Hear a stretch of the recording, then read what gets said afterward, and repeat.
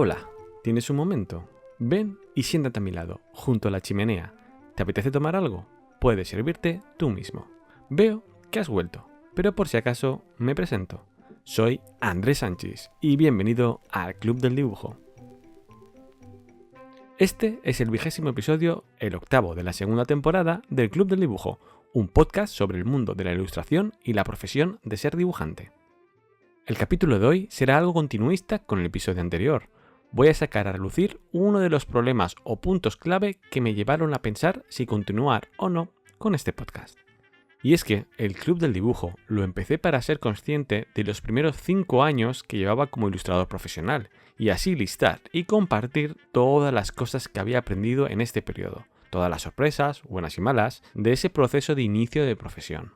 Pero actualmente hay un factor importante diferente a ese momento, y no es otro que el tiempo transcurrido, algo que no tengo control. Justo ahora, cuando estoy hablando contigo y lo estamos grabando en este episodio, que es a mediados de 2024, llevo más de 10 años en activo como ilustrador profesional bajo el nombre comercial de Squid & Pig. Eso es justo el doble de tiempo que cuando empecé el podcast del club. Y eso me da otra visión, otro enfoque laboral. Hoy os hablaré de cómo he cambiado en estos 10 años como dibujante comercial y qué significa esto a nivel profesional y vital. Aunque ya te advierto que este episodio puede que sea confuso. Ordenar todas las ideas me está siendo complejo, pero vamos a ver si sacamos algo en claro de esta charla. Pero antes de ponerme con ello, te recuerdo que en este club venimos a contar nuestras experiencias y yo te voy a relatar la mía. No es una verdad absoluta, es muy posible que no tenga nada que ver con la tuya o con la de otros, pero es mi realidad. Espero que te sirva o encuentres lazos comunes en mi relato. Son conclusiones personales que nacen de preguntas y dudas, que normalmente me llevan a otras tantas. 10 años. Se dicen rápido, y para mí pasan aún más rápido. Ten en cuenta que ya calzo alguna que otra cana. Durante esta pausa de 4 años he sobrepasado los 40, y el tiempo, al tener más edad, se pasa más rápido. Más has vivido, más tiempo tienes a tus espaldas y más efímero te parece. Siempre que pienso en esto, me viene una tira cómica de David Ramírez sobre lo rápido que pasa el tiempo al cumplir años. Muy acertada y divertida. No quiero spoilearte, así que si tienes curiosidad, la dejaré en la entrada de este episodio en la web del club, o también seguro que la compartiré por redes sociales a la hora de lanzar el episodio. Y en estos 10 años han pasado muchas cosas, muchísimas. Ya no solo hablo de la situación global de eventos importantes como el COVID, el auge de la ultraderecha o las guerras, que ya tratamos en el episodio anterior. Me refiero a lo personal. Todo ha cambiado. Yo he cambiado. Lo primero que pensé al cumplir 10 años profesionales fue un pensamiento intrusivo. ¿Cómo los he podido engañar tan bien a todos? No sé si te suena esta pregunta, pero esa me llevó a otras. ¿Cómo nos han dado cuenta que no tengo ni idea de lo que estoy haciendo? ¿Por qué me contratan y me pagan por lo que hago? De esto ya hemos hablado en el 10º episodio del club, pero lo que asomaba por ahí era mi síndrome del impostor. Algo casi natural o intrínseco en las profesiones creativas, la cual, la nuestra, la de dibujante, no se escapa. Nuestra profesión es tan solitaria en el día a día, en su manera de lidiar con los proyectos, que siempre me estoy cuestionando. Tanto que hasta que no he cumplido 10 años viviendo 100% de esto, pagando mis facturas y pudiendo ahorrar con el dinero del lápiz, no he dejado de decir una coletilla cada vez que alguien me preguntaba ¿a qué te dedicas? Y yo le respondía soy dibujante, pero aún estoy empezando. Y no fue hasta una conversación por Twitter con alguna compañera donde, después de decir esto, me dijo pero si tú llevas un montón. A lo que yo le respondí, pues justo acabo de hacer 10 años. Y ahí, en ese tuit escrito a la ligera, me di cuenta de lo raro que sonaba. Es que en otra profesión, después de 10 años viviendo de ello, ¿se le considera a uno que está empezando? ¿Puedo autodenominarme junior? ¿Puedo seguir utilizando esa etiqueta de jerga empresarial después de 10 años? Y no podía seguir utilizando mi coletilla de es que estoy empezando. Ya no. Vale ya de cuestionarme. Vale ya de no valorar lo que hago y de manera paralela cuestionar la decisión de mis clientes por haberme contratado. Si no valiera para ello, no creo que hubiera vivido de la ilustración estos últimos 10 años. Así que mi decisión y cambio de perspectiva al cumplir los 10 años es no permitirme no aceptar mi posición como dibujante, como ilustrador profesional. Suena extraño decirlo, raro evidenciarlo, pero ayuda a plantarse para uno mismo y a hacerme valer. Porque durante estos 10 años he podido vivir de ello y he sido validado por clientes y colegas, pero también he sido cuestionado. cuestionado con presupuestos que no salen, por cambios injustificados por parte del cliente, por palabras, frases, juicios y repartidores profesionales de carnets que, muchas veces por falta de empatía, información o visión global, han señalado sobre mi profesionalidad. Y aunque muchas veces no haya mala fe en ello, esos señalamientos sí pueden marcar en un cierto momento, sobre todo si el síndrome del impostor o las dudas asoman. Y en esta profesión esto ocurre mucho. Así que esto es un aprendizaje que me ha llevado durante estos 10 años.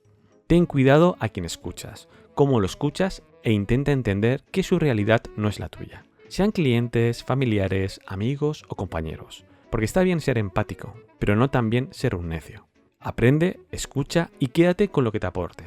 Porque todos llevamos taras, y no es aconsejable que las taras de otros te carguen. Los pesos ajenos, déjalos en el camino. Y ahora realizaremos la primera pausa para dar paso a un invitado con su experiencia. Realmente, en este episodio tendré el placer de tener no 2, sino 3 invitados, y todos ellos muy especiales para mí. Una manera única de remarcar la importancia personal y profesional del tema que estamos tratando. Y para empezar, tenemos un audio de un profesional que estoy seguro que te sonará. Tengo el placer de dar paso al titánico, al mayúsculo, al gran y conocido Puño. Dibujante, escritor, poeta, fotógrafo, editor, historietista. El perfil de Puño es amplio, como amplio es su recorrido profesional.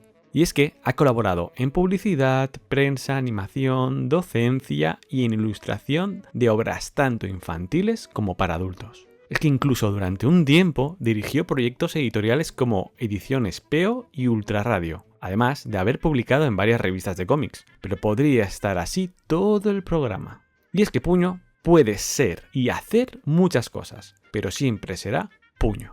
Sobre su estilo, me es difícil hablarte de su estilo plástico, porque el recorrido de Puño es, como ya te he dicho antes, muy amplio y diverso. A veces es colorido, a veces no. A veces usa texturas, otras no. A veces es casi romántico en sus composiciones, y en otras lo abstracto y lo subjetivo lo llena todo. Definirle de ese modo, en un estilo visual concreto, para mí es aprisionar lo que representa Puño, sería negarle su naturaleza, que como punto central en valor a su obra es comunicar. Entonces, ¿qué comunica? Porque sabes que todos, de un modo u otro, comunicamos, pero Puño, ¿qué transmite a través de ello? Pues después de revisitar sus trabajos, sus obras, el punto clave que, para mí, siempre está en su obra es el punto reivindicativo, un punto combativo, en lo social y artístico. La obra de Puño siempre nos habla directamente y nos hace posicionarnos. Nos envía un mensaje con valor el cual tenemos que responder, de una manera u otra. Nos hace dudar, nos hace pensar, nos hace sentir y decidir. Y tiene 1000 herramientas narrativas, de discurso y visuales para conseguirlo. Pero para mí, la herramienta que más me gusta es la suavidad con la que puede empaquetar un mensaje muy duro y hacer que te entre, en un principio, sutilmente. Y después, cuando ya le damos ese primer bocado intelectual, encontramos ese sabor tan característico de su obra que no nos dejará indiferentes. Pero como ya te he dicho, es casi seguro que ya sepas quién es Puño. Por eso, lo mejor que puedo hacer es dejar paso ya a su experiencia.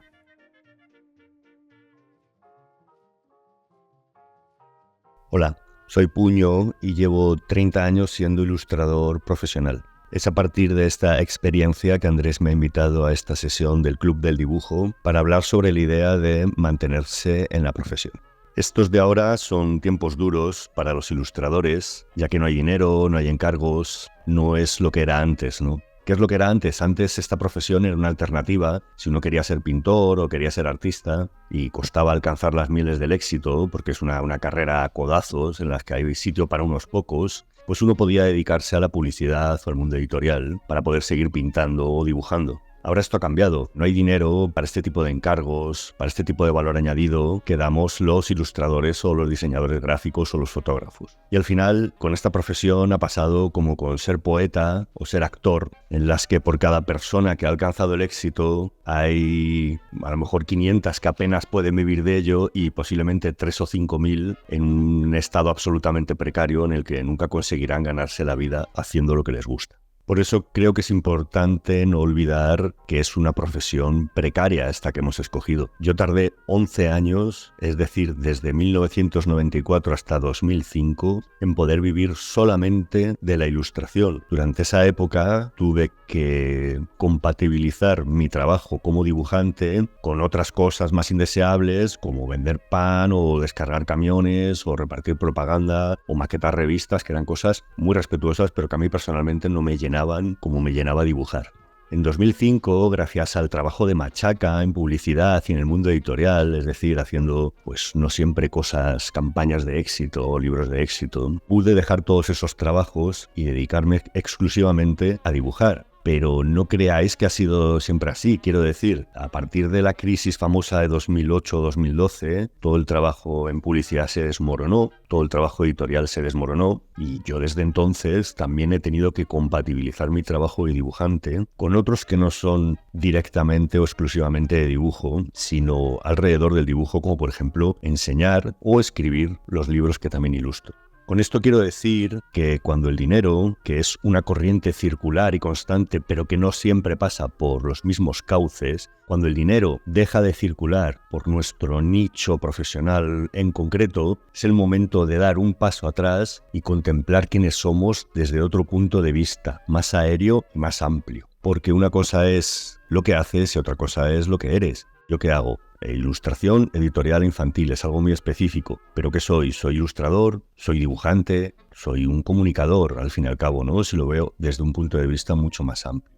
Es desde ese punto de vista desde donde tenemos que contemplar nuestras nuevas posibilidades. ¿Qué significa entonces que no solamente soy ilustrador o solamente soy dibujante, sino que me dedico a comunicar con imágenes?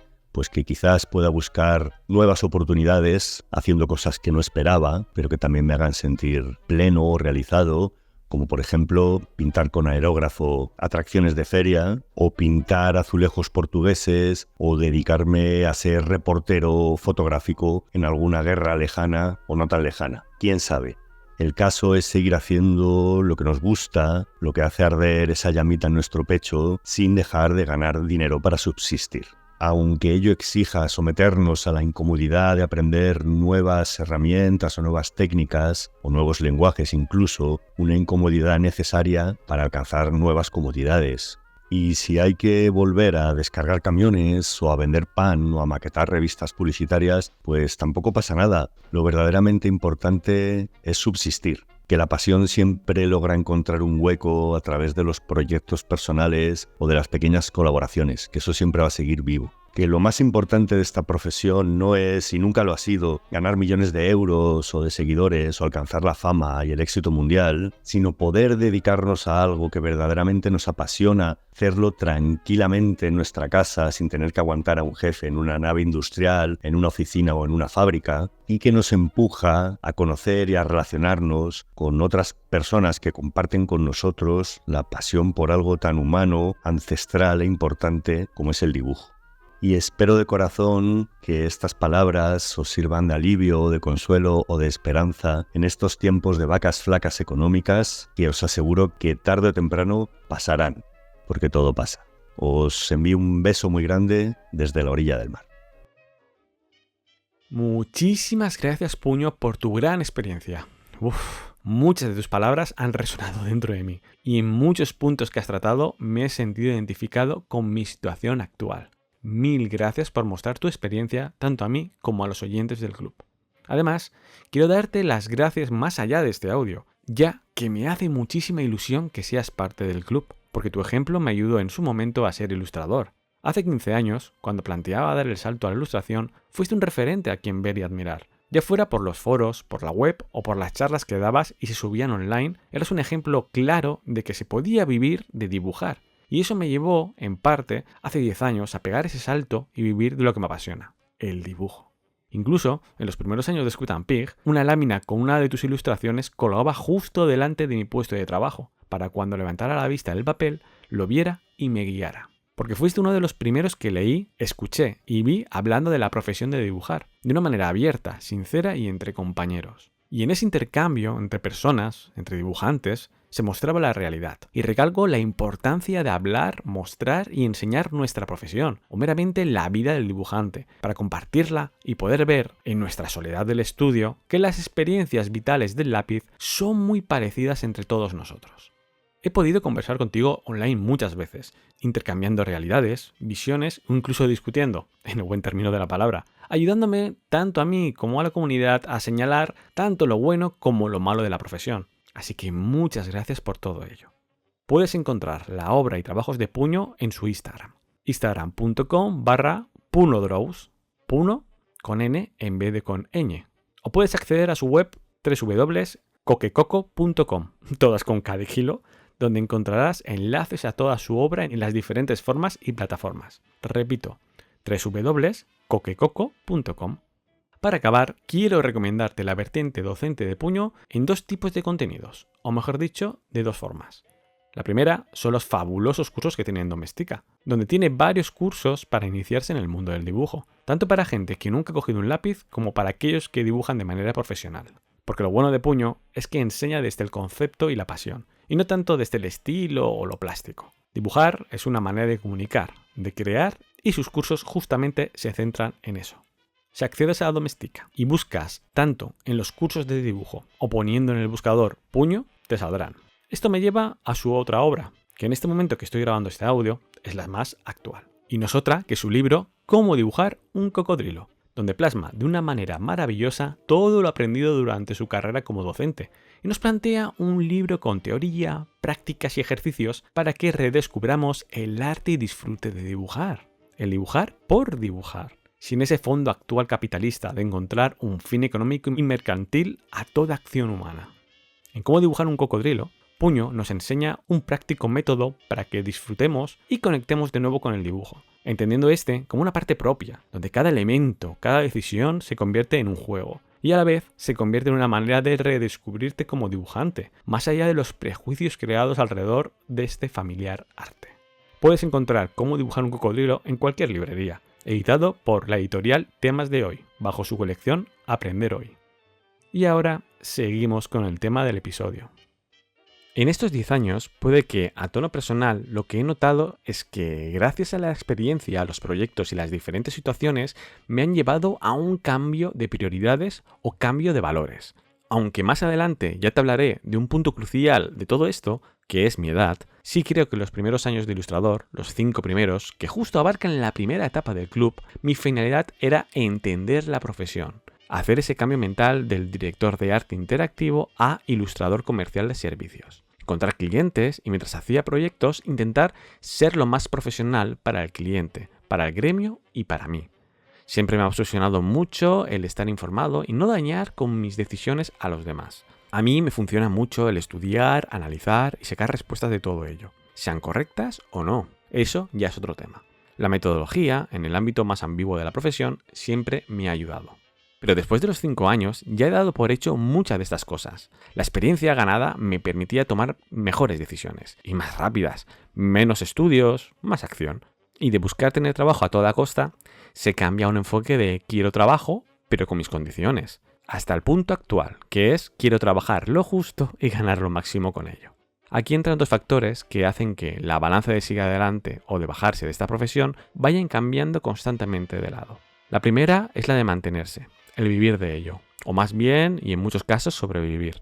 El segundo es el éxito, pero no hablo del éxito en su conceptualización más mundana, eso lo trataremos un poco más adelante. Primero quiero hablar sobre lo de vivir o sobrevivir del dibujo.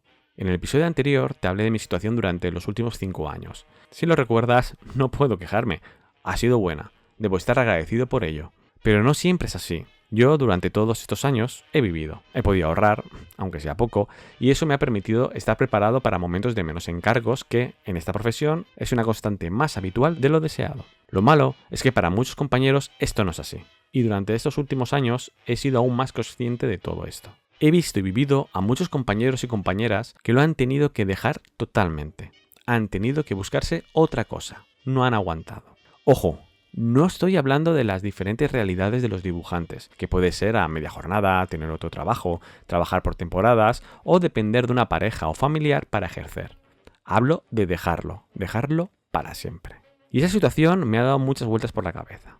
No por dejarlo en este momento en particular, sino preocupado que llegue un momento que ya no pueda vivir de ello y solo sobreviva. Y cuando se entra en modo sobrevivir, las decisiones, creo yo, son más nubladas, más opacas, más confusas y en ciertos momentos te puede llevar a ser más imprudente. Sabiendo que esto puede que me ocurra y casi seguro que me ocurrirá tarde o temprano, para ese momento tengo que tener la mente clara, fuerte y centrada. Por eso lo primero es lo económico y el tiempo que le dedico al trabajo profesional y que cargo a mis espaldas y repercute.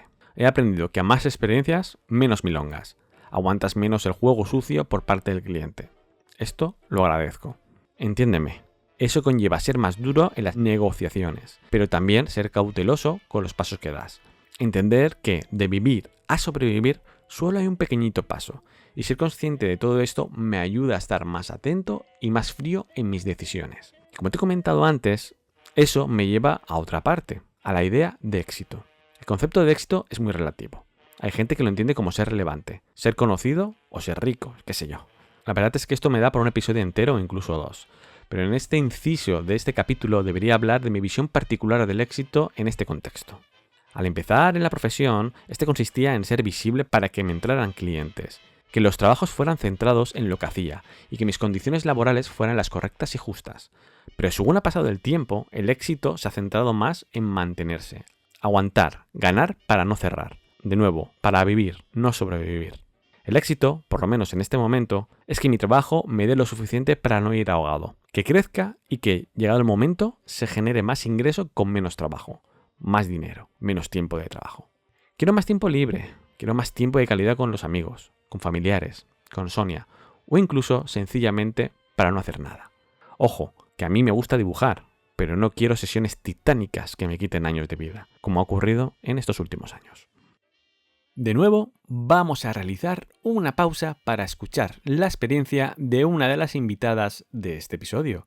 Esta vez te traigo a una profesional que muchos y muchas me habéis pedido, varias veces, de manera reiterativa. Hoy tengo el placer, el honor, el gusto de traer a una ilustradora, una cuentacuentos, una maravillosa persona, a mi compañera y el amor de mi vida, Sonia Viu. Ilustradora y cofundadora junto a mí del estudio de ilustración kawaii Squid & Pig. Hoy os traigo la visión de estos 10 años de ilustración profesional de Squid & Pig, pero desde otro ángulo, desde otra realidad. Puede ser que muy cercana a la mía, pero no es la mía. Sonia es una creadora nata de personajes, ideas y creatividad cute and kawaii. Aunque a ella no le gusta que lo diga, ella es la cabeza pensante detrás de Squid & Pig. Yo, aunque le aporte, aunque le añada mi especia personal, no es comparable a su brillante y cálida luz. De estilo desenfadado y tierno, Sonia crea momentos y personajes memorables que cuentan historias que estremecen el corazón o te golpean con su travesura. Mezcla en su obra el estilo japonés de los 80 y 90, con toda la cultura mona de autores y autoras españolas que creaban obra infantil en la época de los 70 y 80 en España. Todo eso da un estilo único que, para suerte para mí, es lo que define a nuestro estudio y parte de su encanto. Muchos me comentabais que queríais oír a Sonia, ya que mi historia es solo una parte de mi recorrido profesional. Y por eso, esta vez, os dejo con su experiencia.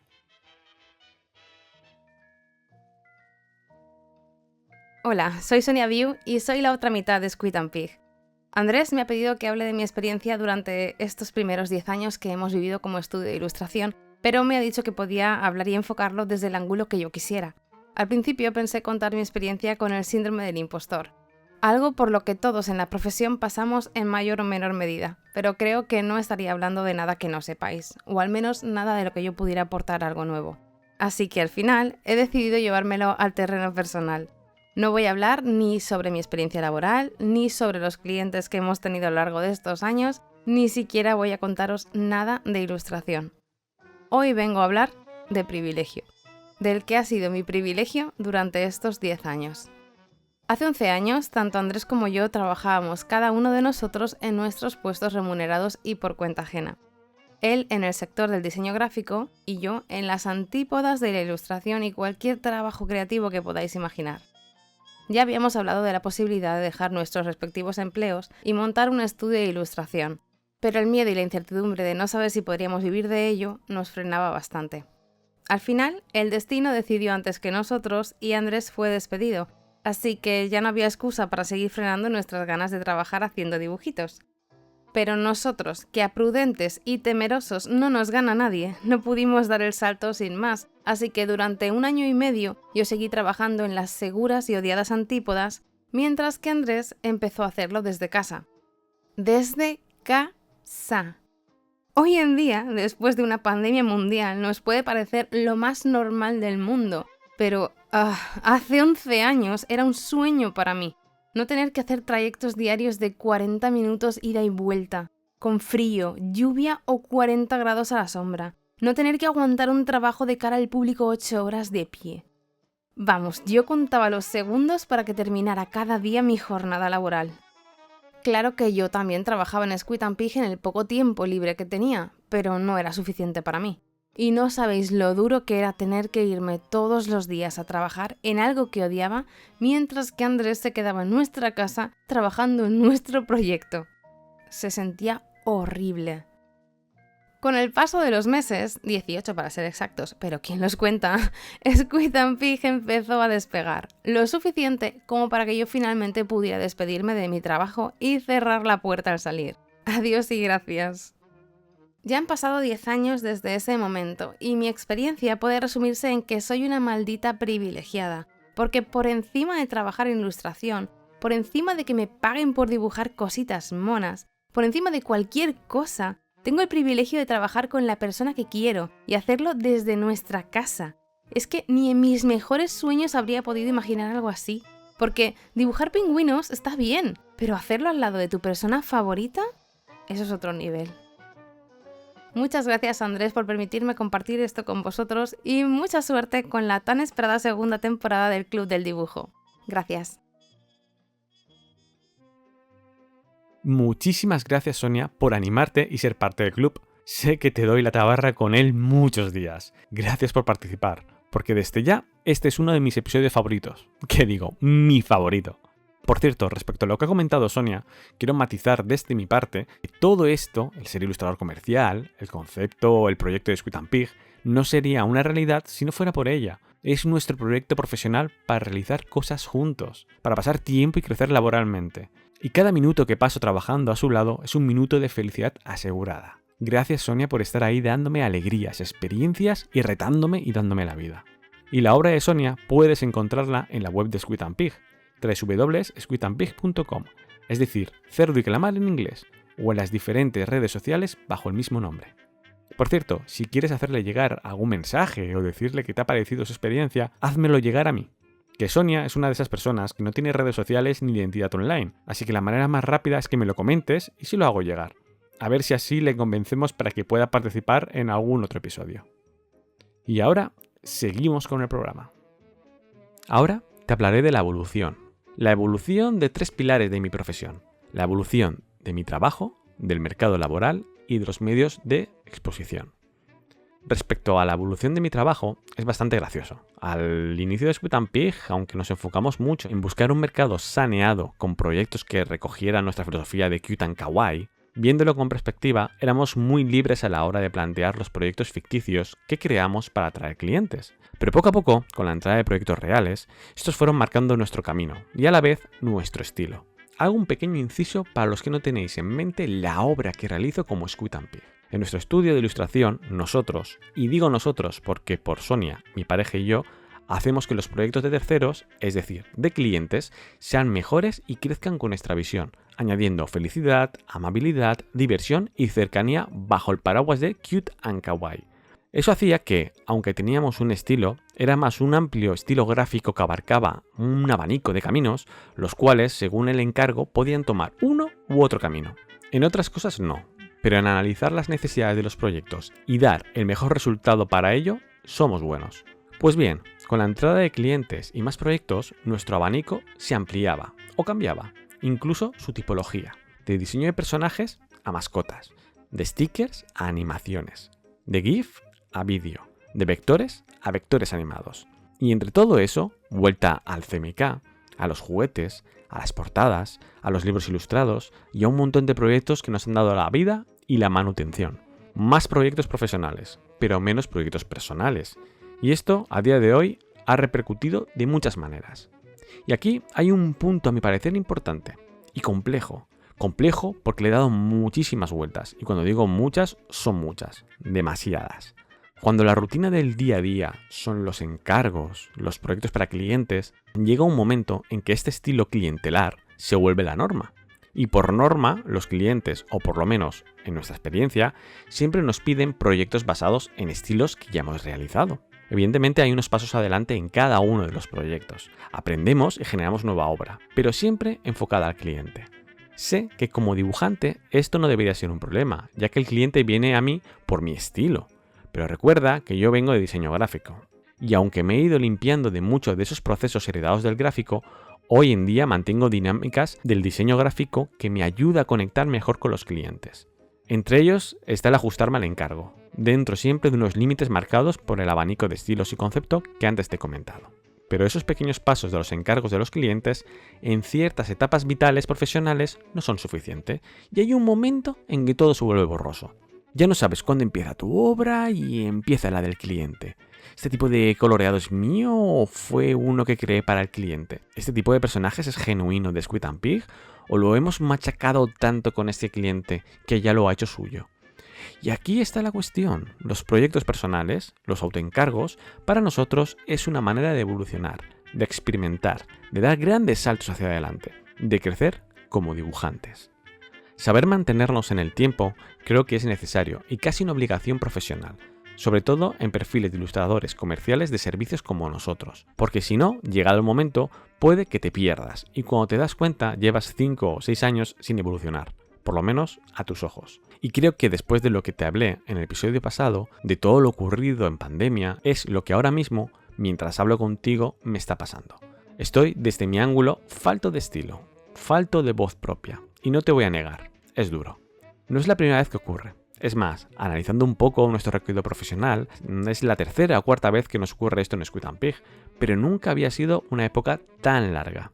Y ahora, al poder detenerme y ver el camino recorrido, ver los posibles caminos hacia adelante, me es algo extraño, casi ajeno a uno mismo. Me salen más dudas que respuestas. ¿Tiene sentido continuar haciendo lo mismo? ¿Me traerá clientes? Clientes de calidad, claro. ¿Me siento a gusto con ello? Más dudas que respuesta. Y ahora mismo estoy así, detenido en mitad de un cruce de caminos, y no sé muy bien hacia dónde moverme. Estoy estudiando lo recorrido, viendo el mapa que yo mismo he dibujado para saber si voy en una dirección u en otra, e intuir si es la correcta. Es confuso, estresante, pero es parte del juego de mantenerse en este negocio del dibujo. Puede que parte de la culpa de todo este sentimiento se esté maximizando por otros parámetros externos, no solo el hecho que no he continuado evolucionando mi voz de manera separada al cliente. Hay otras que me afectan directamente, como es la evolución del mercado laboral.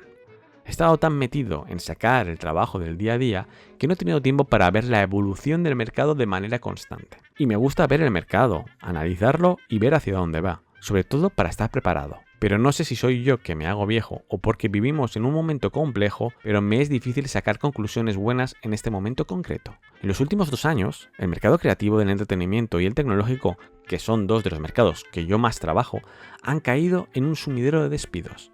Es terrible ver cómo cierran empresas, despiden a miles y miles de compañeros.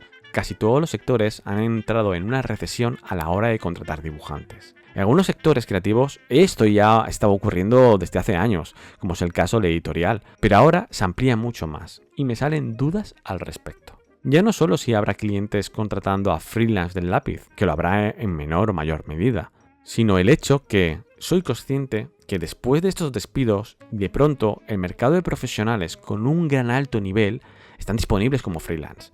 Y aunque hubiera la misma cantidad de trabajo, que no sé si es el caso, el número de profesionales que nos dedicamos a esto ha crecido exponencialmente en un periodo muy pero muy corto de tiempo. Y esto puede llevar no solo a que las empresas entren en el juego de tener muchos proveedores que, con el maldito libre mercado, llevará a que quieran jugar a bajar precios manteniendo calidad. Ya te digo, no sé muy bien dónde me lleva esto. Evidentemente no voy a bajar precios, la idea es subirlos, pero ¿van a permitírmelo si es que me llegan a contactar? Porque en la situación que te comento, a lo mejor en su país es más fácil contactar perfiles parecidos al mío. Y no quiero hablar de las inteligencias artificiales generativas, que han entrado fuertemente y tengo un pensamiento bastante pesimista sobre todo esto. Si quieres que hablemos de IA generativa, dímelo. Y no te digo lo que haré, sino que lo sopesaré. Es un tema, un melón demasiado complejo para hablarlo así a lo bruto. Todo esto no me ocurriría o no me daba la sensación que me ocurriera al inicio de mi carrera, pero claro, era mi inicio, estaba todo por plantar en mi campo.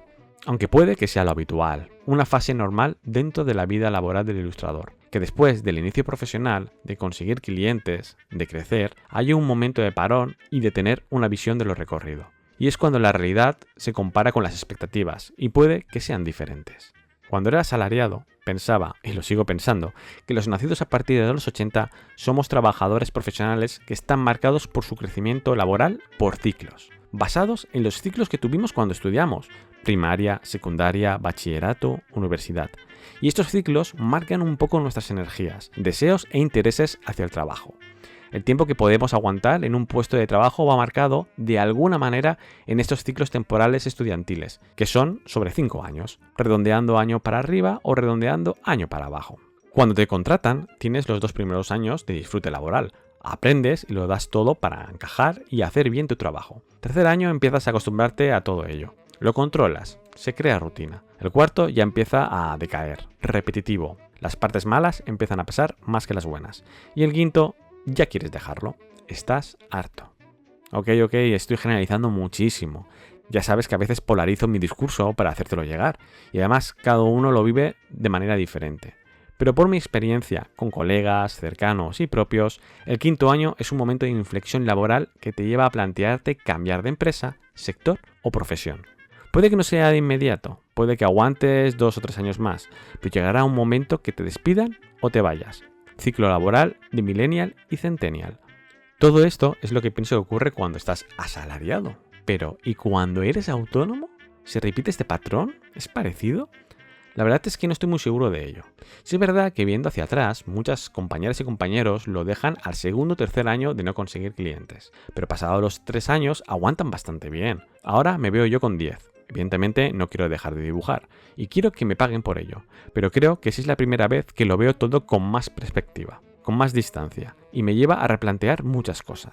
Y solo tengo claro una cosa, quiero que me paguen más y trabajar menos, como ya te he comentado antes. ¿A ti te pasa? ¿Sientes algo parecido a todo esto?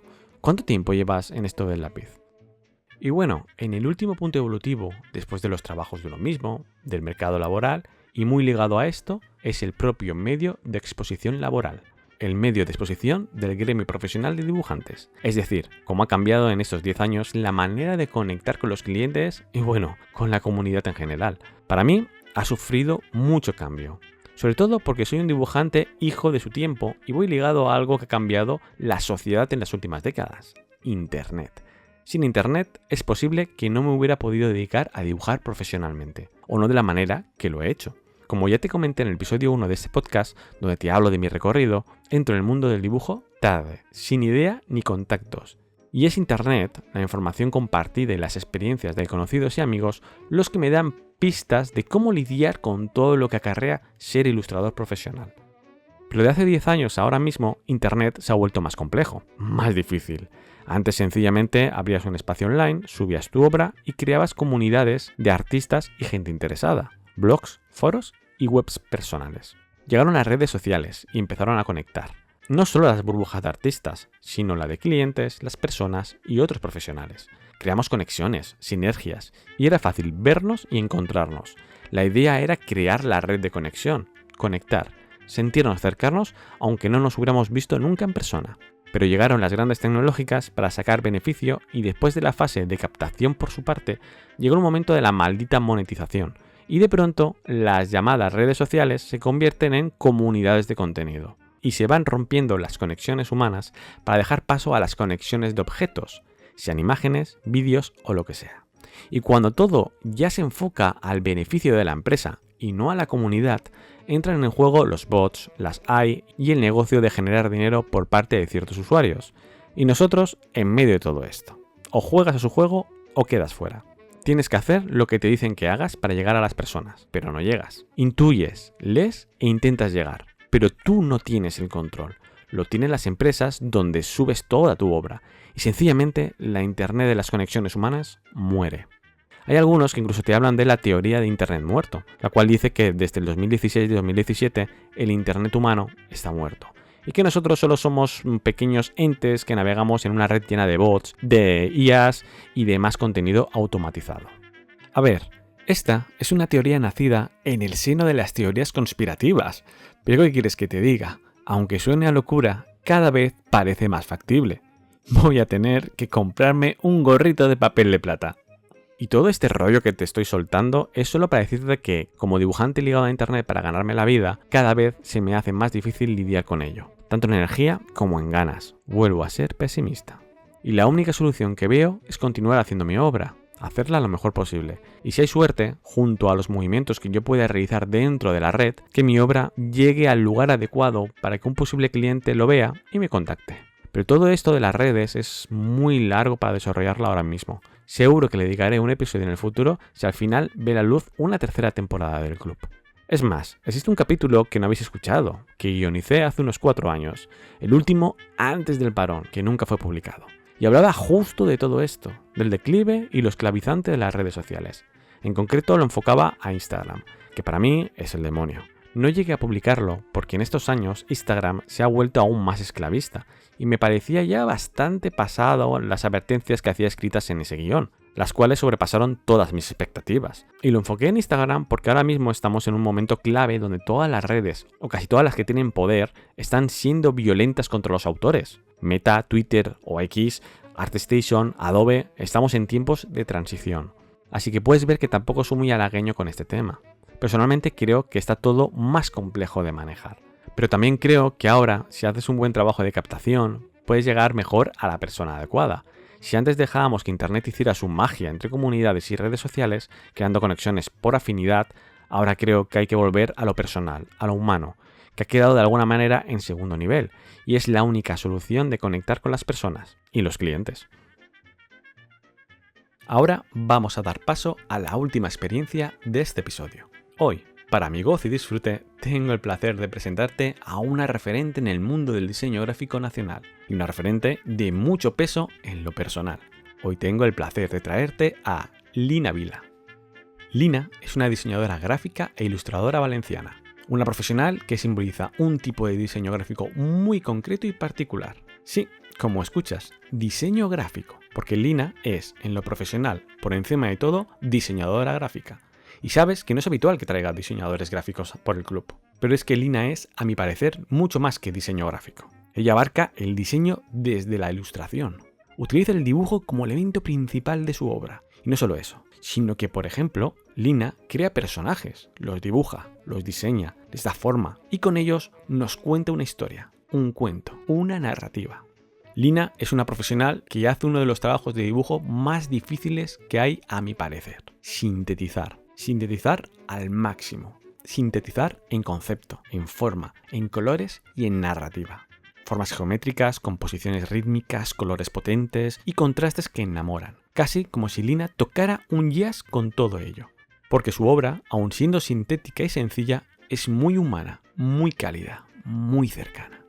Cada nota, un personaje. Como en su momento dio vida a Gallineta, a Perromero, a Ratolinet, a Vicent y a Desampa. Cada color, un paso de baile para llevarnos a donde quiere con su narrativa visual. Cada improvisación, un concepto que nos ata a la pieza gráfica y nos seduce con una historia contada al oído. Y por encima de todo esto, humor. Su obra transmite humor y confianza. Su obra, aunque en un primer momento pudiera parecer infantil, que en algunos casos lo es, va un paso más allá, atravesando el marco de la edad, conectando a grandes y pequeños. Da igual que tengas 3 años o que tengas 90. Sus coloridos personajes te sacarán una sonrisa con sus divertidas caritas en la situación que Lina haya creado para ellos, sean mensajes más infantiles o más adultos. Ya te he dicho que, personalmente, me hace mucha ilusión que Lina esté en el programa. Para mí, Lina Vila es un gran referente en mi vida profesional.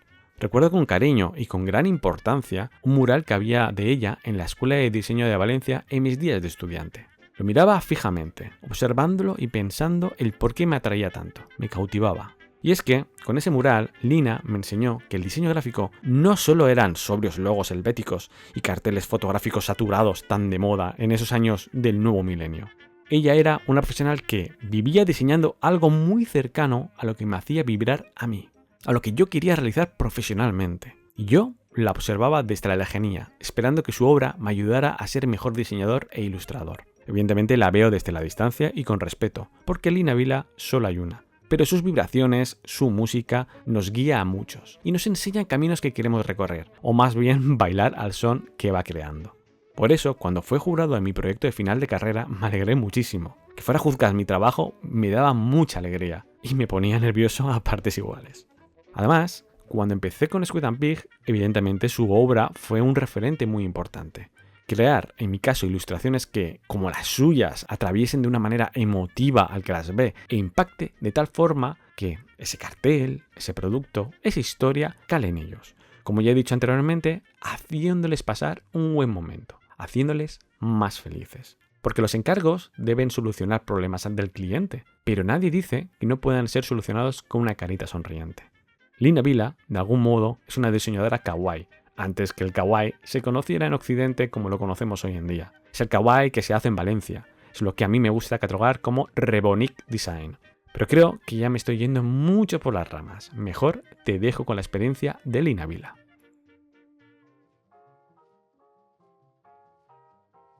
Hola, soy Lina Vila. Soy ilustradora y diseñadora desde hace ya poquito más de 30 años y tengo estudio propio, Estudio Lina Vila, donde desarrollo tanto ilustración como diseño. Creo que por eso Andrés me pide que cuente, como ya llevo rodado bastante, cómo he hecho para mantenerme en esto de la ilustración. Para empezar, os repito, no soy una ilustradora al uso, tengo dos vías, el diseño y la ilustración, y yo creo que esa doble vía de negocio me ha ayudado a que sea un poco más fácil o a tener un campo más abierto laboral, ¿no? Que me ha ayudado, yo creo que sí ha sido positivo. Lo que está claro es que cuando ya llevas 30 años como profesional, pues miras hacia atrás y ves claramente como las distintas etapas, ¿no?, que has ido viviendo, las puedes como segmentar, y eso es lo que voy a hacer. He segmentado, partido en 4 etapas para verlas más claras, ¿no?, con situaciones de vida distintas, con cosas que realmente me han pasado a mí, pero nos han pasado a mucha gente, ¿no?, y que interfieren en nuestra profesión y en nuestras vidas, ¿no? Entonces, bueno, pues yo voy a dividir mi trayectoria en 4 etapas. La primera sería inicio. La segunda la he llamado Esto funciona. La tercera, familia, crisis y cafinitrina, que es un poco más delicado esta etapa. Y luego está la que estaría yo ahora, que es fin de fiesta, porque es ya eso que dices, con 59 años, pues sabes que es la última etapa, ¿no? Pues no se puede decir de otra forma. No me pienso morir, pero me queda bastante, pero bueno, no deja de ser y es evidente que es la última etapa laboral. Vale, pues empezamos con inicio. Cuando pienso en la etapa de inicio, pienso sobre todo en la emoción por conseguir cosas, ¿no? Esa sensación de libro en blanco, que todo era posible, ilusión, muchísima ilusión, ganas de aprender, de acercarte a sitios donde pudieras un poco entrar en materia y conocer más sobre una profesión que tampoco era muy genérica, era algo, la gente que se dedicaba al diseño y la ilustración, sobre todo el diseño, era algo muy minoritario. En la ilustración, pues sí, habían dibujantes y tal, pero bueno, era como un círculo creativo donde tú intentabas pues arrimar el hombro donde sabías que podías aprender, ¿no?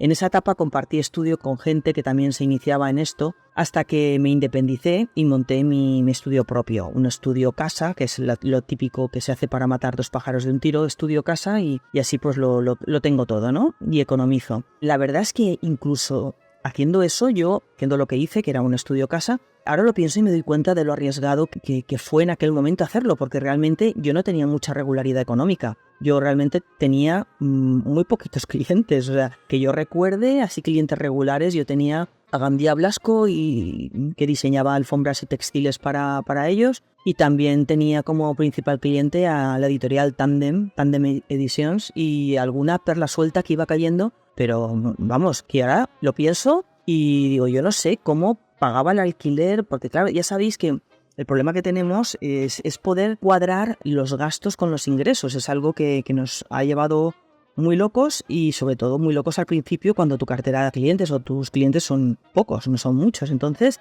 yo ahora lo pienso y digo, madre mía, qué arriesgado.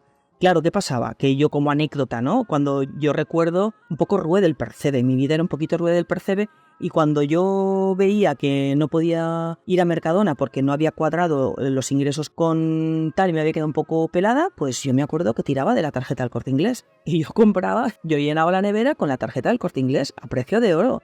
Más chula que un 8, pero bueno, yo ahora lo pienso y digo, pero bueno, el Corte Inglés, eso me saldría un dineral. Entonces, bueno, yo por resumir aquella etapa, mientras yo comía lechuga a precio de oro y me imagino que veía llegar a los bomberos porque la tarjeta del Corte Inglés ardía como mínimo una vez al mes, pues tuve la idea de hacer labor comercial que tanto nos cuesta, ¿no? Porque no es lo que más nos gusta hacer, pero que es muy necesario. Entonces monté un portfolio, envié a clientes que yo consideraba que me gustaban como clientes que veía potencial ahí de hacer un trabajo, de desarrollar trabajo a largo plazo y tal. Entonces lo lancé y tuve la gran suerte de que surgiera un primer proyecto para Grupo Eroski. Un proyecto de packaging, funcionó muy bien. Y Grupo Eroski se convirtió en un cliente regular que permaneció muchos años en el estudio. Entonces ese un poco sería el resumen de mi etapa inicio. Después de conseguir a Eroski como cliente, yo creo que se inicia una etapa nueva, que yo he llamado parece que esto funciona, porque era eso, ¿no? Era la sensación de que todo lo que tenía yo proyectado en mi cabeza o lo que yo deseaba, pues estaba cumpliendo. Tenía regularidad económica y de encargo, porque el Grupo Eroski generaba muchos encargos mensuales.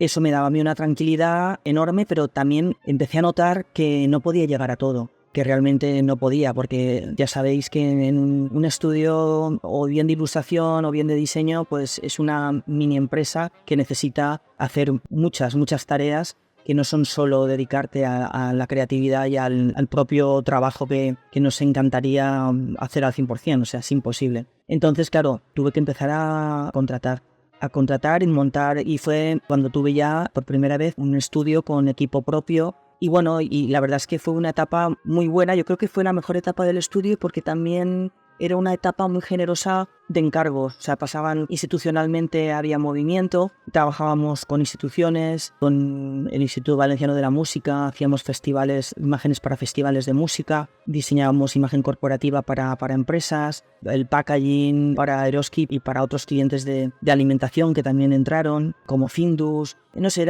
fue una etapa muy rica, muy rica. Y de todos los proyectos había uno que me hacía especial ilusión desarrollar, que eran todo el producto, el diseño gráfico aplicado a productos de material escolar y textil para las grandes superficies de Eroski. ¿Por qué me hacía tanta ilusión? Porque ahora es algo que hemos normalizado, pero entonces ese tipo de esos productos no estaban nada cuidados en las grandes superficies. Entonces yo sentir que democratizaba un poquito el diseño, cuidando esos productos y haciendo que la gente con un nivel adquisitivo menor se acercara a las grandes superficies y pudiera comprar una mochila para su hijo, una funda nórdica para un niño o una niña, y que fuera, pues eso, que estuviera cuidada, pensada, diseñada, que tuviera ese punto de compra impulso que le apetece tenerlo. No vas ahí y lo compras y te llevas un truño porque es barato y no te queda otra, sino decir, ostras, no tengo mucho nivel económico, voy a una gran superficie, pero es que me voy contenta porque es una cosa estimulante, ¿no? Visualmente a mi hijo le va a gustar y no es una pena, ¿no? Ese punto a mí me hacía muchísima ilusión. Y bueno, y disfruté muchísimo desarrollando ese tipo de proyectos. Por supuesto, no todo era maravilloso, todo esto iba acompañado de la contabilidad, los trimestres, negociar pólizas de crédito con bancos, pagares, vencimientos, en fin. Esa es la parte más complicada y es una parte que nos persigue hasta el final, o sea, es imposible de evitarlo y eso es así. Yo siempre he pensado que da un poco de risa, ¿no? Que elijas Bellas Artes huyendo de los números y luego acabes encontrándotelos de nuevo y los tengas codo con codo en la mesa todo el día, ¿no? Es un poquito simpático. Pero bueno, es lo que hay y tienes que ir pensando, pues eso, en ahorrar, no sé, pues en tener un plan de ahorro, porque son trabajos que dan muchos giros y eso sí que lo aconsejaría a cualquier persona que esté ahora mismo en el camino o en mitad de camino, que lo tenga en cuenta. O sea, que son trabajos que tienen muchos giros y que cuanto más penséis en reforzar la economía para lo que venga, pues vamos, que es absolutamente necesario. Entramos en la etapa familia, crisis y cafinitrina. En esta etapa mi estudio estaba bastante consolidado. Ahora pienso en esa etapa y la verdad es que cambiaría bastantes cosas. Pero es lo que tiene, yo creo que esto es lo que tiene pues el paso del tiempo, madurar, y que cuando ves lo que ha pasado con anterioridad dices, ¡guau! Lo cambiaría, pero bueno, ya no hay giros, que no hay más. Pero bueno, pienso que es bueno reflexionar para avanzar y no caer en los mismos errores más adelante, ¿no? Creo que es un ejercicio fantástico. Entonces, bueno, en esta etapa, creo que es muy importante que yo soy madre de Gus y de Esther, de mi hijo y de mi hija, y aquí aparece pues una de las tantas trampas emocionales que sufrimos nosotras, las mujeres. Eso es evidente que es así. Es una trampa que no es otra que la necesidad de ser responsable con tu maternidad, pero que eso va acompañado con la decepción por la actitud del progenitor o del padre de tus hijos, ¿no? Te quedas con una cara de garbanzo que no te lo acabas de creer, pero ya estás metida en un sitio donde es difícil salir sin poder dejar de dedicar y más si quieres ser responsable, ¿no? con lo que has hecho, que es algo muy importante como es la crianza. Bueno, entonces eso hizo que durante ese tiempo pues cogí un refrán del refranero, me lo hice mío, que es un refrán maravilloso, súper útil, que es: no se puede estirar el brazo más que la manga. Es un refrán maravilloso que me lo apropié y que permanece en mi cabeza hasta el día de hoy, porque es imposible que nos quitemos ese refrán de encima, porque además es que es mega útil, o sea, que hay que repetírselo bastante. La falta de tiempo se reflejaba muchísimo en el tiempo de calidad que yo le podía dedicar a mi estudio, y eso no es nada bueno para ninguna empresa, y para la mía pues tampoco. Yo sentí una soledad enorme en la crianza, un desequilibrio muy grande también en el tiempo dedicado, que marcaba profundamente pues mi vida laboral. Es que me pasa a mí y veo que le pasa a muchísimas mujeres ilustradoras y diseñadoras, y yo lo siento, pero es así. Desde aquí mando un abrazo enorme a la minoría de hombres que ejercen responsablemente la paternidad, porque seguro que hay, pero es que son muy pocos, Y bueno, en fin, pues yo creo que la crianza y la maternidad marcan claramente esta etapa. ¿Qué pasó? Esta etapa fue la más complicada porque a este desencuentro y a este problema se unió una crisis económica brutal que nos dejó temblando a la mayoría, ¿no? Por no decir a todos.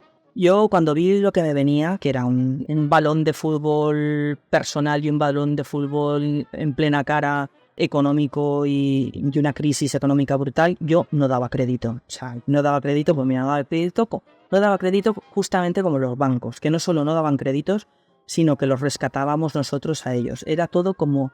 Yo lo recuerdo que aquella etapa como un despropósito de manual, como una trampa enorme social y personal, ¿no? Que decís, ¿esto de verdad está pasando? ¿De verdad? Pues sí, estaba pasando. Entonces, claro, ante la incapacidad es que no había ya labor comercial posible, porque las empresas estaban bajo cero, no había movimiento institucionalmente. Entonces aquí en Valencia en esa etapa no había encargo, no sabías dónde, no había dónde tirar, no había posibilidad. Entonces, claro, tuve que cerrar el estudio y volver a empezar de nuevo. Y entonces pues tuve que volver a casa y empezar de nuevo absolutamente. Pero bueno, por eso os digo, no es nada fácil esto. Esto que os estoy comentando ahora, esa parte azarosa que sucede y que es incontrolable. O sea, que tú puedes esforzarte mucho, pero si te viene un balonazo de este tipo y te da en la mejilla, pues te ha dado. Y a ver qué haces, pues recapitular, ver cómo rediriges y te lo comes con patatas. Es que no hay más. Y entonces es cuando empezó la última etapa que viene ahora, que sería lo que yo he llamado fin de fiesta. Bueno, pues llegamos a la etapa fin de fiesta, que es la última, que es donde yo me encuentro ahora. No pasa nada por reconocer que es la última etapa profesional, hay que ser realista. Al tiempo no se le puede poner botox ni ácido hialurónico, ahí vamos a pelo, es la vida. Señoras y señores, es lo que hay. Pero también tengo claro, porque no dejas de pensar, porque claro, aquí te tienes que organizar un poquito también, y tengo claro que alargaré mi vida profesional todo lo que pueda. Mi trabajo me gusta, esa es la parte positiva de esto. Pero también es verdad que pienso mucho en cómo generar una última etapa que sea lo más agradable y sensata posible. No sé, rodar tantos años hace que te conozcas, y sepas dónde te sientes cómoda trabajando, qué tipo de proyectos te interesan e intentarlo, ¿no? Ir por ese camino, en esa dirección. También es muy importante para mí encontrar el equilibrio entre trabajo y ocio. Nunca he tenido la necesidad de estar pensando siempre desde que me levanto hasta que me acuesto en enfocarlo todo a mi profesión, ¿no? Nunca me ha interesado, me parece un despropósito, creo que me parece que es un desequilibrio, ¿no? Y hay circunstancias en la vida que te llevan a ese desequilibrio porque no te ha quedado otra, eso un poco que te llevan ahí, pero yo ahí no quiero estar. Por eso estoy enfocada en estos momentos en cómo conseguir eso. Una etapa lo más agradable y sensata posible y equilibrada, ¿no? Entonces, bueno, para eso pues estoy forzando un poco la máquina y desde hace tiempo y tengo un proyecto personal que estoy a punto de lanzar que me ilusiona y me parece necesario a partes iguales, que parece una tontería, pero es que sea necesario para alguien y no solo ilusionante para ti es un buen comienzo. Porque claro, hay mucho fracaso porque esa parte se queda coja. Te ilusiona mucho a ti, pero a nadie más. Entonces, a ver qué hacemos con un proyecto así. Entonces, bueno, ahí voy, lo va a salir dentro de poco. Os avisaré, te lo comentaré, Andrés. Y en fin, que te sorprendes cuando llegas a la etapa fin de fiesta y te das cuenta de que sigues apostando con la misma ilusión que tenías en los inicios. Pero es que nuestro trabajo es así, nunca has llegado del todo. En fin. Un abrazo enorme para ti, Andrés, y para todos los oyentes del Club del Dibujo. Un besote. Muchas gracias, Lina, por contarnos tu experiencia y hacer que este episodio del Club sea tan especial. Es un placer máximo el tenerte en el Club del Dibujo. Y que hayas participado es uno de mis grandes checks personales. Muchísimas gracias. Podéis disfrutar de la obra de Lina Vila en www.estudiolinavila.com, donde además de encontrar enlaces a sus redes sociales, podrás acceder a su tienda online, donde podrás hacerte con alguno de sus carteles, portadas y demás fantasías coloridas. Y ahora seguimos de nuevo con el tema de este episodio. Y ya solo me falta hablar sobre el último parámetro que ha cambiado, quiera o no, durante todo este tiempo.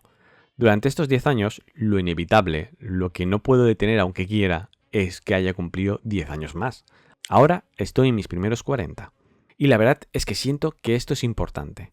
No sabría decirte por qué, pero mi enfoque vital lo siento diferente. Es diferente. La experiencia ganada, las ganas, el esfuerzo que debo hacer o quiero hacer es, pero que muy diferente a la etapa de mis 30. Los 30 son una edad genial, mejores a mi parecer que los 20, y espero que peores que los 40. Y hay matices de cómo tomarse las cosas que han cambiado, de cómo relativizarlas, de la paciencia, la cual se acorta para tonterías, pero que se amplía para lo importante, para lo humano. Entender que ciertos detalles cotidianos son los que cuentan y que a veces lo que parece muy importante y urgente realmente no lo es. Es un momento vital complejo que solo estoy empezando a vislumbrar, pero creo que va a ser muy interesante en lo personal y profesional. De nuevo te voy a plantear una de mis teorías locas. Esta vez la vital dentro de la vida laboral de una persona que se dedica a lo creativo. Vaya episodio te estoy dando. Creo que cada fase tiene su velocidad, su tiempo y su energía. La fase o década de los 20 años, en una persona que se dedica a lo creativo, aunque digo creativo pero no hace falta que lo sea, es una época donde tenemos tanta energía y ganas que es un momento de trabajar a tope, de aprender, de cambiar, de iniciar mucho, de probar y pasar horas y horas trabajando. Cada nuevo propuesto o proyecto ayuda a mejorar y crecer. Puedes con todo. Tienes una vitalidad abrumadora. La década de los 30 años es un momento de parón y verlo realizado. Hay menos energía, pero la que hay es más fuerte, más poderosa y enfocada. Se toman decisiones importantes y se enfoca el recorrido profesional.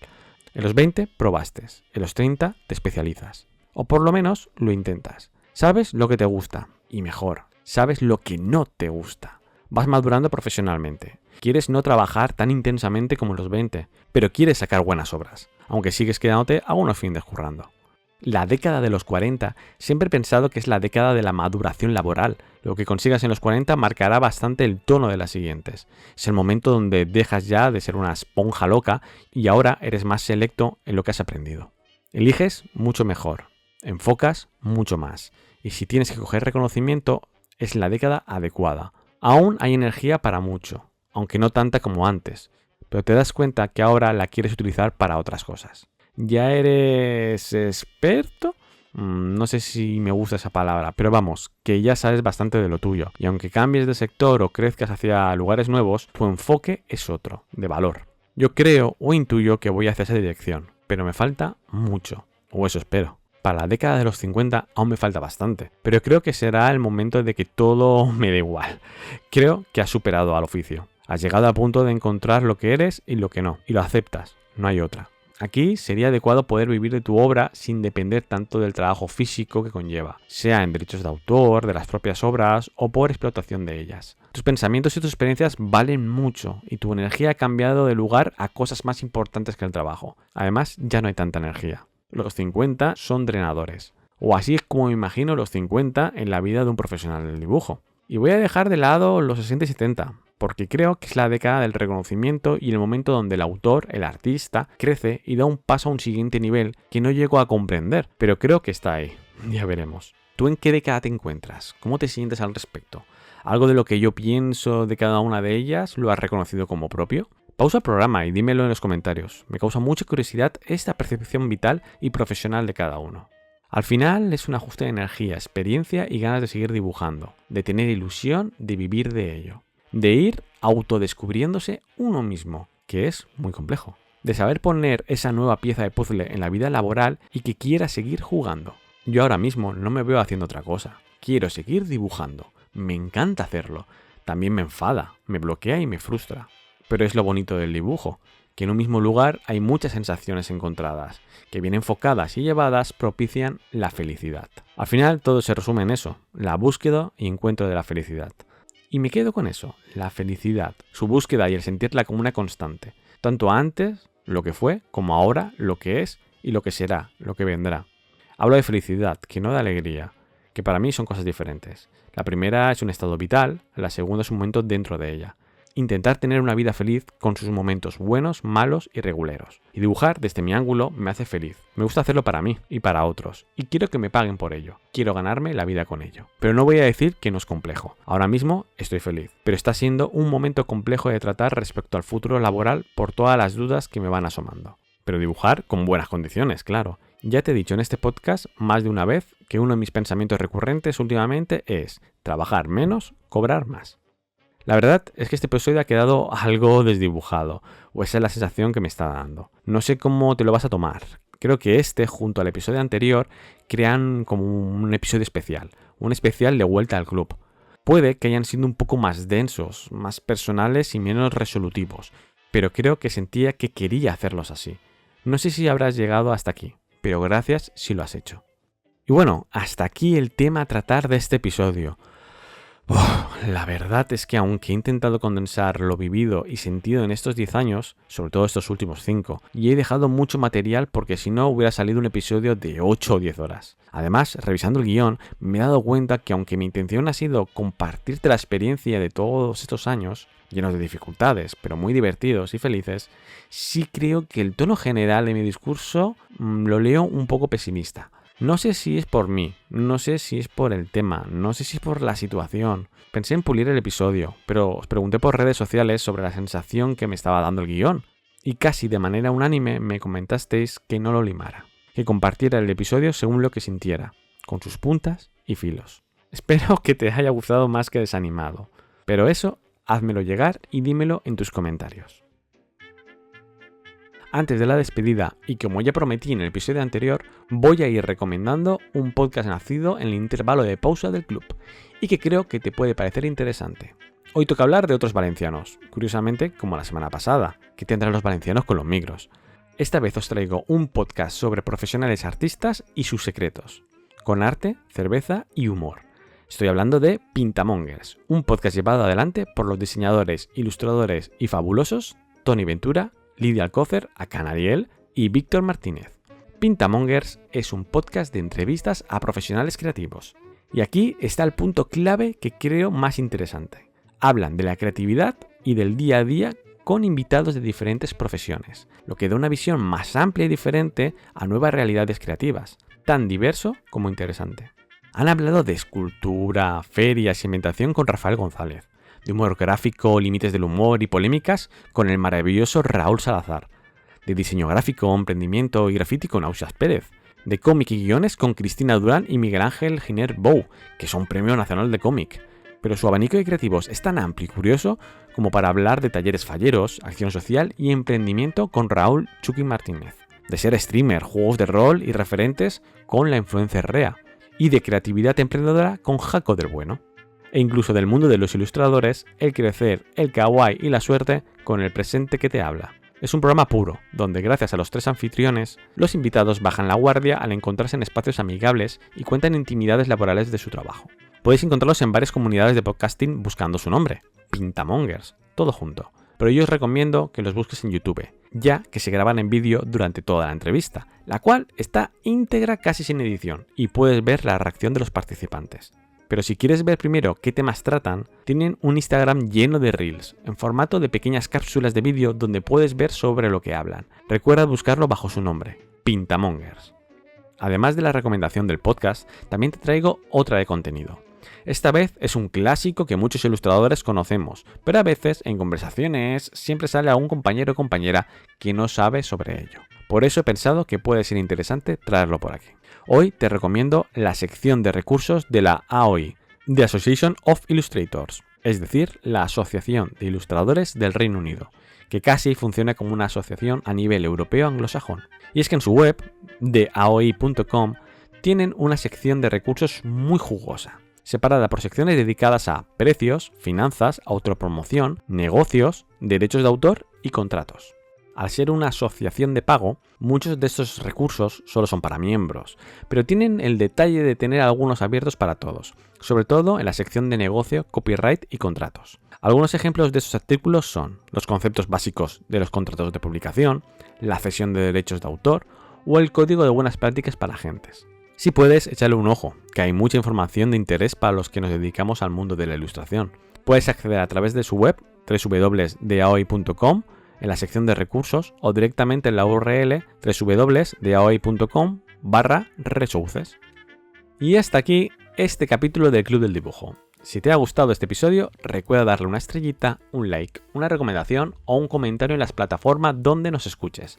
Esto hará que el Club del Dibujo sea más visible. Incluso puedes compartirlo o hablar de él entre amigos y redes sociales. Será de gran ayuda. A más gente conozca este club, más interesante será vuestro feedback. Cada like, comentario o compartido aporta muchísimo. Muchas gracias. Y más ahora que volvemos, que es casi como empezar de cero. Ayúdame a llegar a los antiguos y nuevos oyentes del club. De verdad, muchas gracias a todos los que difundís este podcast. Si quieres apoyar directamente al club, te recuerdo nuestra cuenta de Ko-fi, www.ko-fi.com, el Club del Dibujo, donde puedes invitarme a un café. O si tienes una cuenta en Podimo, puedes escucharnos a través de esta plataforma, la cual nos dará unos pequeños ingresos por cada reproducción. Son muy escasos, pero algo es algo. Y si quieres decirme alguna cosa, hacerme llegar cualquier consulta o sencillamente pasar a saludar, no dudes en hacerlo a través de las redes sociales y las comunidades de podcasting. Será la manera más rápida de que te lea y conteste. Además, también puedes hacerlo a través de nuestro correo del club, info@elclubdeldibujopodcast.com. Pero no puedo prometer que pueda en este momento leer y contestar los mensajes rápidamente. Paciencia. Y me vas a tener que disculpar, pero ya se está haciendo tarde. Tengo que bocetar ideas para una licencia que estamos trabajando en Squid and Pig, y la tenemos un poco atragantada, que uno tiene que ganarse sus lentejas. Si quieres, quédate un rato más. Estás en tu casa, pero recuerda cerrar la puerta al salir. Vuelve cuando quieras y conversaremos otro ratito. Espero verte pronto. Nos escuchamos en el Club del Dibujo.